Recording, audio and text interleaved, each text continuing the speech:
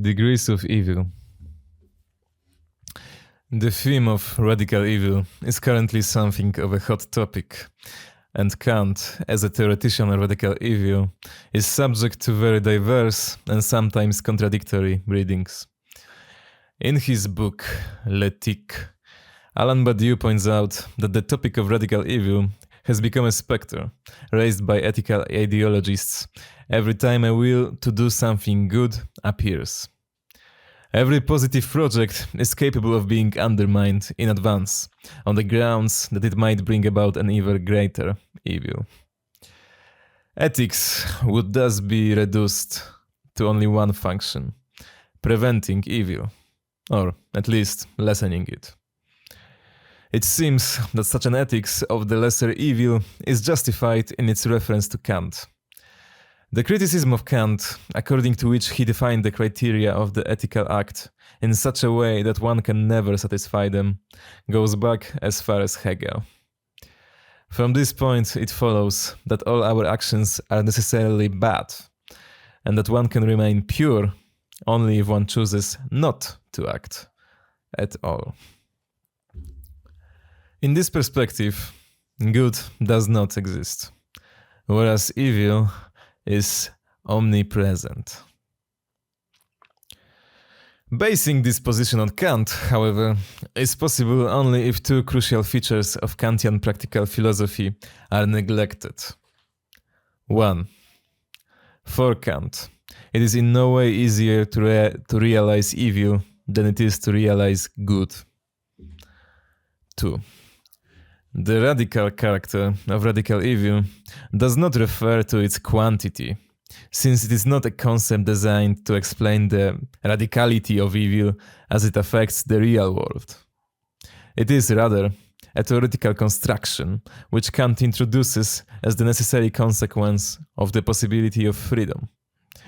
This is why, in our opinion, those who discuss the Kantian concept of radical evil in reference to, for example, the Holocaust, simply miss the point of this concept.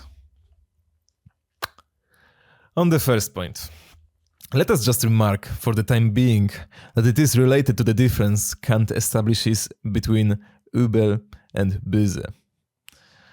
A pathological act is not good, yet this does not suffice for it to qualify as evil. Rather, it remains on this side of good and evil.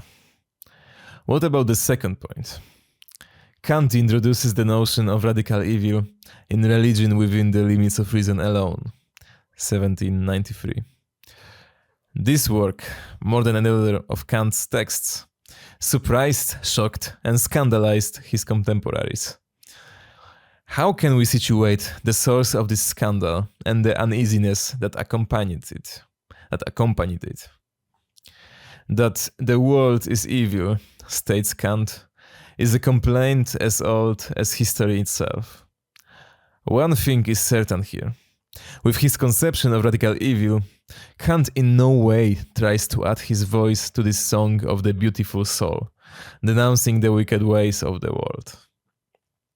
We can locate one of the sources of this scandal of Kant's theory of evil in the fact that it was literally out of place. It was out of place in respect to the two predominant discourses concerning evil in Kant's time, that of the religious tradition and the discourse of the Enlightenment. Kant is opposed to the way evil is conceived in the religious tradition, that is, in the scriptures, on 2 points. The first inadmissible claim of this tradition, according to Kant, is what we might call its historicization of the logical. The moment which should be conceived of as logically first is presented in the scriptures as first in time. The origin of evil in the human race is situated at the origin of its history, so that evil descended to us as an inheritance from our first parents. The fall into evil is conceived as one of the stages of human history. Yet, for Kant, evil can be said to be innate only in the logical sense, that is posited as the ground antecedent to every use of freedom in experience, and thus conceived of as present in humanity at birth, though birth need not be the cause of it. The propensity to evil is not only the formal ground of all unlawful action, but is also itself an act of freedom. The second disputable point for Kant is as follows.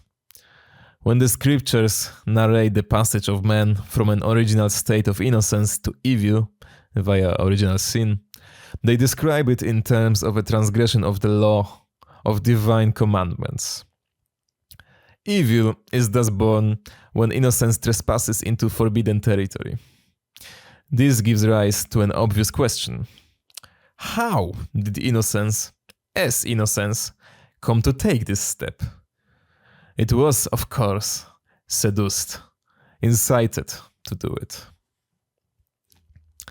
According to Kant, these answers to the questions of evil were incompatible with freedom, and thus with ethics. If we consider evil as exterior to humanity, and if we conceive of the relation between the two as that of a seduction, which is impossible to resist, we fall into the classical determinist aporia.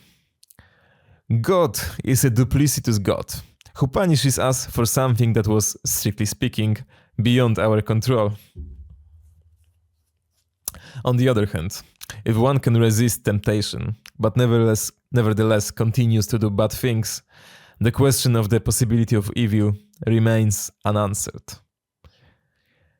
Kant situates the problem on another level. An actor's disposition, Anlage, is neither good nor evil, but neutral. Temptation is not irresistible, yet evil deeds are still done. Kant's solution to this problem is that one has to recognize the propensity to evil in the very subjective ground of freedom.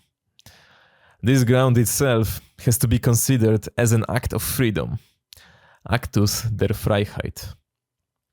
In this inaugural act, I can choose myself as evil. Kant identifies three different modes of evil. 1. The frailty of human nature, on account of which we yield to pathological motives in spite of our will to do good. The will was good. We wanted the good, but the realization of this good failed. 2. The impurity of the human will.